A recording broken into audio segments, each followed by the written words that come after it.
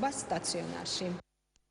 ავტოსაგზაო შემთხვევა ქალაქის ცენტრში კოსტავას ქუჩაზე ტელევიზიის შენობასთან ახლოს ერთმანეთს მერსედესის მარკის მსუბუქი ავტომანქანა და Volkswagen-ის მიკროავტობუსი შეეჯახა. დაშავდა 3 ადამიანი, ყველა მათგანი რესპუბლიკურ საავადმყოფოშია გადაყვანილი. ექიმების თქმით, პირველადი დათვალიერებით არც ერთ მათგანს სიცოცხლისთვის საშიში დაზიანებები არ აქვთ.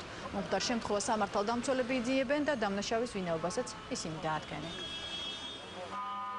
Mercedes-ის ტიპის მანქანა დაჯახებული, მსუბუქი მანქანა, მარშრუტის ტიპის მანქანაზე, Volkswagen-ის ტიპის მანქანაზე, სადაც იმყოფებოდნენ 3 ადამიანი, თუ არ ვცდები, 2 დასშავებულები არიან, მაგრამ მსუბუქად არიან. ეს არის მონაცემებით, ქვემოდან მომავალი Mercedes-ის ტიპის მანქანის ბრალი უნდა იყოს. ამას ახლა საპატრულო პოლიცია ადგილზეა და ისინი დაადგენენ. გარდაყის ყელის მოტეხილობა გვაქვს მსუბუქ მანქანაში, აქ არის ექსპორიაციები თხემის არეში. სხვა დაზიანება ჯერჯერობით ხილული არ არის.